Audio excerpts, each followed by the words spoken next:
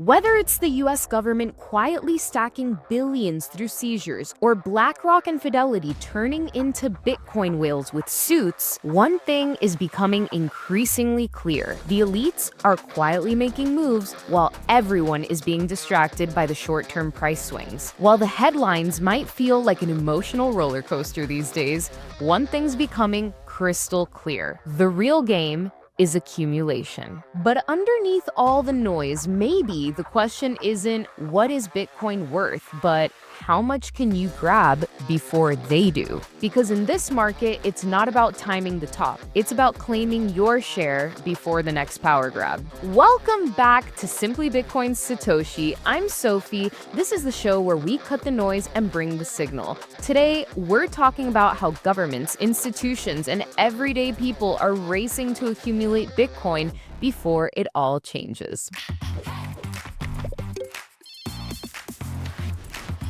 If the U.S. is stacking coins, that becomes a strategic imperative for all of the countries to consider. I mean, you now know that China has to think about it. For sure. Russia has to think about it. China's pretty averse to it. I think Russia's smart enough. I think Putin gets it. I think they're probably stacking coins. It is the most, it's what Saylor says, it's the most pristine form of capital in the world. And it's destined to become the base layer of money, in my opinion, because of its technical superiority. And as a result of that, it's a complete first mover game. I mean, you get it at the price you deserve, and so the sooner you figure it out and get it, the better off you are. And Max is better off than I am because he figured it out at $1. Trace is better off than he is because Trace figured it out at 50 cents. Like, take a guy like Larry Fink, right? I mean, a fiat guy, but smart enough to study it and realize, you know what? I either got to get on board this and figure out a way to make money doing it, sponsoring an ETF, or I'm going to end up like the Vanguard guy and lose my job. Yep. And so, and that's kind of how it is for everybody. A lot of people I deal with now kind of come back and they say, well, yeah, that's great, Larry, but you bought it a lot cheaper. And how can I pay this amount of money, 100,000 a coin for something you bought for 400 or 10,000? I bought a lot at 50, but my response is, here's the paradigm. It's a critical state problem. The monetary system is the Titanic, and I got a lifeboat. I'm on the I paid 400, 5,000, 10,000, 50,000 for my lifeboat seats. Here it is to you. You got to pay 100,000. You want a seat or not? And if I'm right, and if the system does fail, which I think it might, you're going to be damn glad you bought a seat, even if you have to pay 100,000 for it. We've reached the plot twist chapter of the Bitcoin story. The one where the government accidentally becomes one of the biggest Bitcoin holders on Earth. Kind of a shocker, but not really. The US and UK just seized 127,000 Bitcoin, worth around $15 billion from a massive pig butchering scam. That is a wild headline, but here's where it gets spicy. You might recall President Trump's 2025 executive order created the US Strategic Bitcoin Reserve. Meaning seized coins aren't being sold at auction anymore. They're being kept, locked up, sovereign HODL style, which is kind of based in a way. Meanwhile, there's a proposal in Congress known as the Bitcoin Act that would cement this reserve into law. If enacted, it would require the Treasury to purchase up to 1 million Bitcoin over 5 years and lock them for a 20-year minimum. That's pretty fire, in my opinion. But to make it clear, it remains a bill. This is not yet signed. So the reserve is enforced by executive power, not by statute. But anyway, yeah, the state is stacking. And just to put that into perspective, Elon Musk recently dropped a viral reminder about why Bitcoin's foundation matters. He tweeted, "That is why Bitcoin is based on energy. You can issue fake fiat currency, and every government in history has done so, but it is impossible to fake energy." Bars. As the state starts stacking and treating Bitcoin like an asset of power, Musk's point hits home. You can't fake proof of work. Some people would get proof of work, but they'd kind of just push it aside, be like, okay, I get it. It helps maintain the consensus of the network. It's decentralized, so it needs this consensus mechanism. And I think it goes a lot deeper than that. I think proof of work, personally, this is me talking now, I think it anchors Bitcoin's value in the real world. And it anchors its governance in the physical world. So your governance is now bounded by what can be done with physics, like literal hardcore law of thermodynamics kind of physics, right? Yeah. And so I think that's very, if it's not misunderstood, it's very underappreciated. at the very least. And so people think that, oh yeah, these are all just digital tokens. It only has value because we ascribe value to it. And that's true on one level. But it goes deeper than that because each one of these tokens is what some authors, and I think we mentioned in the paper, call a proof of energy expended, or it's like a receipt for energy that's been expended. So it's like a hard commodity in the world that somebody had to extract out of the ground, but it still has the ability to just be digital on your computer with no weight or taking up any space. Yeah, that's mind-blowing to me, right? And I think that's misunderstood. The other thing that's misunderstood, I think, is just getting back to the fish in the water. What is money? And a lot of people think it's just a tool, just a technology that can be changed, it can be manipulated, or it should even be manipulated for various purposes. And this is where I get into disagreements, even with economists who maybe they're even very favorable on things like when the US was on the gold standard, for example. And they look at Bitcoin and they look at it in that very narrow lens. And they say, yes, but even with the gold standard, we had some flexibility in its supply, meaning when the price got really high, new supply of gold came online. So people would melt down their jewelry or their candlesticks. They would go out and they'd mine more gold. They think that acted as a stabilizer. And so this gets a little complicated. I'm not meaning to go too deep in the weeds here, but they see that as a positive. Whereas when they look at Bitcoin and they see this fixed supply that's completely inelastic to demand, so no amount of change in price is going to change that demand schedule.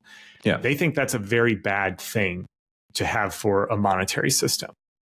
And I'm not exactly sure who is right here. I tend to think it's not. There's other ways to combat that, and the benefits of a fixed supply are much better than the other one, but that's my personal opinion. But there's another twist worth noting. I love this lady. I want to meet her one day. The amazing journalist Lola Leitz reported that under current U.S. civil forfeiture laws, the victims of that massive scam may never actually see their funds returned. Her piece on The Rage dives into how forfeited Bitcoin can get absorbed into federal holdings rather than redistributed. So all of this law enforcement and catching scammers is good, but what good is it if the victims aren't getting back their money? And moreover, what happens if one day an administration decides that you are the threat?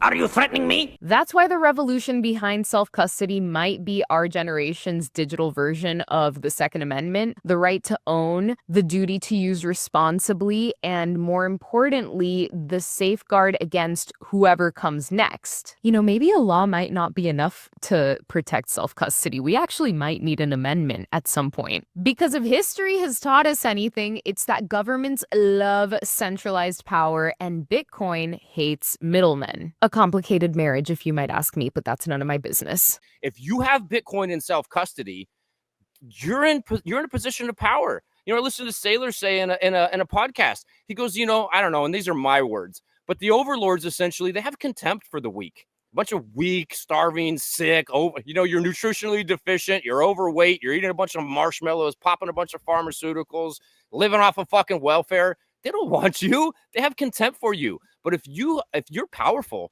they respect you. They have respect for us. And so, yeah, I don't think they're going to 6102 us. I think it's an absolutely enormous waste of energy. The current political regime has the ability to affect monetary policy. The banking bloodlines, they can print money. They can lend money into existence as Bitcoin. Bitcoin also to measure the inflation in the economy, like Saylor says in the Lex Friedman interview. He's like, you can't measure inflation as a scalar. It's a vector because you have supply and demand dynamics taking place across the marketplace in different rates, right?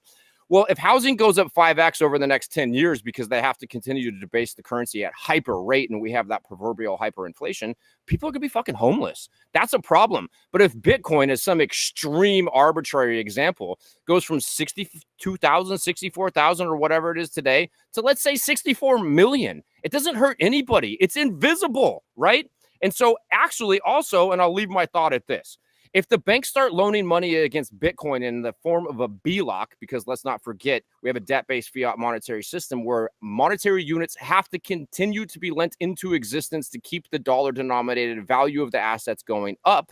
They now have Bitcoin on the balance sheet, right? And if the Bitcoin hyperinflates, then their balance sheet shreds. And if their balance sheet shreds, they don't need a bailout anymore. So I personally believe, the more and more I think about this, Bitcoin is unwinding the detachment from reality or the limitations of the physicality of gold. It's like when Vitalik is like, oh, well, yeah, proof of work, we're limited to the laws of physics. But if we create a proof of stake protocol, we could have our funny loony cat purse fucking whatever reality. We could do whatever we want, right?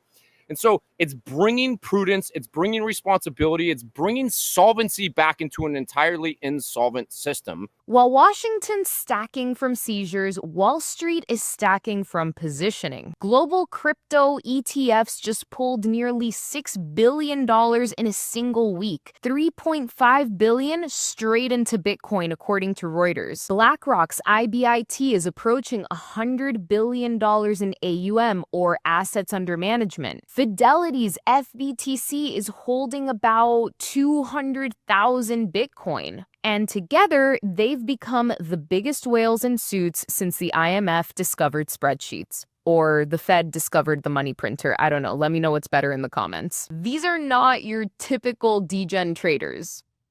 Well, maybe they are. No comment. They are pension funds and sovereign money saying Bitcoin belongs in the grown-up portfolio now. So next time you see price action going sideways and think, meh, remember, the quietest whales move the most water. Remember, humbly, you and I stack sats. They stack balance sheets. And that's great for price go up, so I'm not mad about it. Message! Before we talk about stacking smarter with your Bitcoin, let's talk about the energy behind it. Literally, if you've ever wanted to mine Bitcoin the easy way, this one's for you. Want to mine Bitcoin but don't want to deal with the noise, heat, and setup? Sazmining has you covered. They make it easy to own your own miner hosted in renewable-powered facilities so you can mine Bitcoin without lifting a wrench. Earn real BTC powered by clean energy and track it all online. It's mining made simple, sustainable, and truly yours. Start your mining journey today at sazmining.com/simply. That's SAZmining.com/simply. And speaking of stacking smarter, let's talk about one of the tools that helps you do it safely. If you're stacking sats, you need Bitcoin-backed services you can trust. That's why we roll with Ledn, the global leader in Bitcoin-backed lending. Ledn has issued over $9 billion in loans since 2018 and a perfect record of protecting client assets. Why is a Ledn loan different?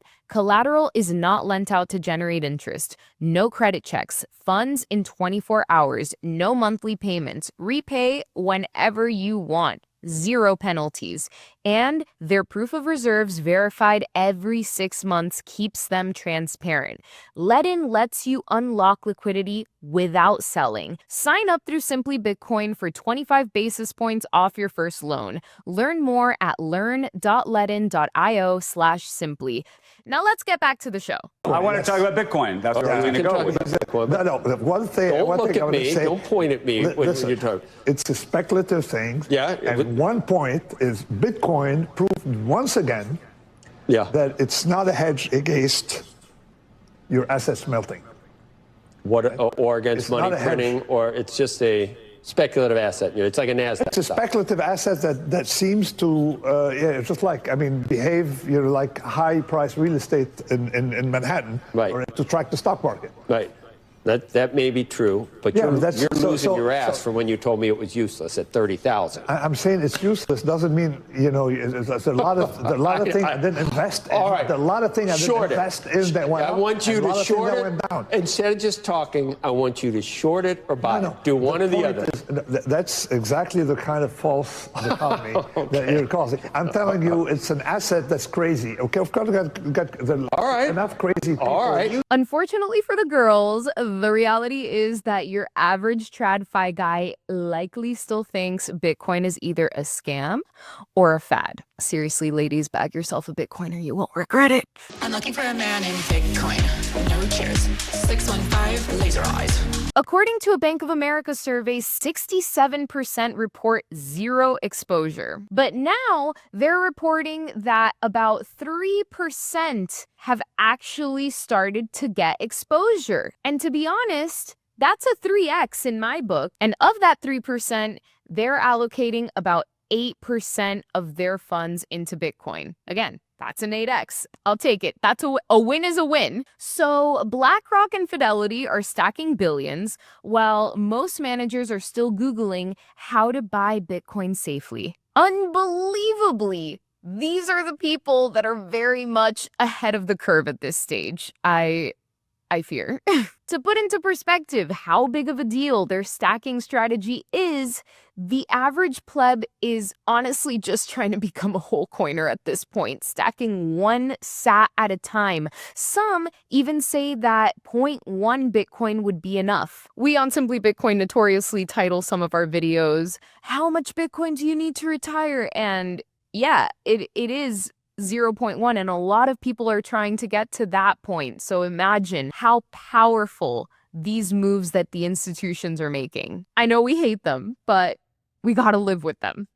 Bitcoin is for enemies after all. Because these institutional whales are making moves that could honestly rewrite traditional finance textbooks. Small fish, big waves, like a tsunami. It starts with a deep shift, and then it turns into a big wave. If you have no other alternative, yeah, go ahead and buy some MicroStrategy. Go ahead and buy the ETF if you want. But super critical that you first need to establish real Bitcoin in cold storage outside of the system, because if things hit the fan, or if the government says, hey, we're going to seize this or whatever, or something bad happens, if you have a Bitcoin proxy, if you have a Bitcoin IOU, you don't have real Bitcoin. I know you know that, and I know you tell your listeners that all the time, but you might be able to outperform for a while. It's the same with nonsense proof of stake crypto, right? A lot of people get attracted by that kind of stuff. You may outperform Bitcoin, but you're just playing with fire when you do that kind of stuff. And I think that's a whole different subject, but you're just buying nonsense at that point. And you really run the risk of just losing it all and getting rug pulled. And so just be smart. So when you zoom out from the state to Wall Street to the person with a regular schmegular hardware wallet, it's all the same game. Stacking harder than everyone else. The only real question left is who keeps what they stack. Stedman Graham, if you fuck this up for me. Because when supply tightens and governments, ETFs, and billionaires control the flow, your edge is holding your own keys. Self-custody isn't just a peaceful revolution at this point. It's the key to conservation. One of the easiest ways to protect yourself and help yourself opt out is to be a first-class Bitcoin citizen. Own actual on-chain Bitcoin that you self-custody and run a full node, so you do not have to trust anyone else. And Absolutely. you can confirm that you own your assets, and when you transact with them, that you're transacting with real on-chain base layer Bitcoin, and you're not even relying on somebody's block explorer to confirm that your transaction went through, so that you don't get man-in-the-middle attacked.